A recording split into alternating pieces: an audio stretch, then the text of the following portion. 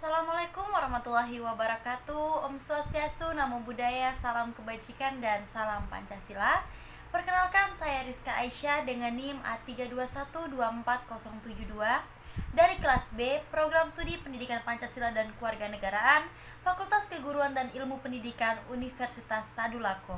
Baik, di sini saya akan memaparkan hasil resume saya dari mata kuliah Studi Masyarakat Indonesia ataupun SMI yang diampu oleh Bapak Dr. Hasdin SPD MPD. Baik, materi yang pertama ialah materi tentang kelompok 3 mengenai sistem ekonomi dan juga ketimpangan sosial, yang dimana kita mulai dari pengertian dari sistem ekonomi sendiri. Jadi, sistem ekonomi ini merupakan cara suatu negara untuk mengatur seluruh aktivitas ekonomi yang meliputi proses produksi, distribusi, maupun konsumsi barang dan juga jasa. Yang dimana sistem ini bertujuan untuk memenuhi kebutuhan masyarakat dan mencapai kesejahteraan. Di Indonesia sendiri, sistem ini digunakan yaitu adalah sistem ekonomi Pancasila, di mana sistem yang menyeimbangkan antara kebebasan ekonomi dengan campur tangan pemerintah berdasarkan prinsip keadilan sosial yang tercantum dalam Undang-Undang Dasar 1945 pasal 33. Kemudian kita masuk kepada jenis-jenis dari sistem ekonomi sendiri. Jenis dari sistem ekonomi terbagi menjadi 3. Yang pertama ialah sistem ekonomi pasar. Kemudian yang kedua terdapat sistem ekonomi komando ataupun dari pusat. Kemudian yang ketiga terdapat ekonomi campuran.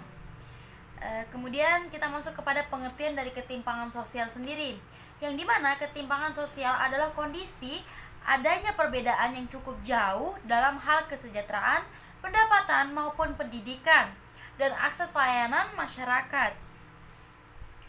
Hal ini menyebabkan tidak semua orang memiliki kesempatan yang sama untuk berkembang. Kemudian kita masuk kepada bentuk-bentuk dari ketimpangan sendiri. Yang pertama ialah ketimpangan antara pendapatan daerah maju dan juga daerah yang tertinggal. Kemudian yang kedua, ketimpangan pembangunan antara daerah maju dan juga daerah yang tertinggal. Kemudian terdapat ketimpangan akses pendidikan antara daerah maju, kota maju dan juga daerah yang tertinggal. Kemudian di sini terdapat ketimpangan antar akses kesehatan yang menunjang, di mana perkotaan itu lebih menunjang dari segi kesehatannya.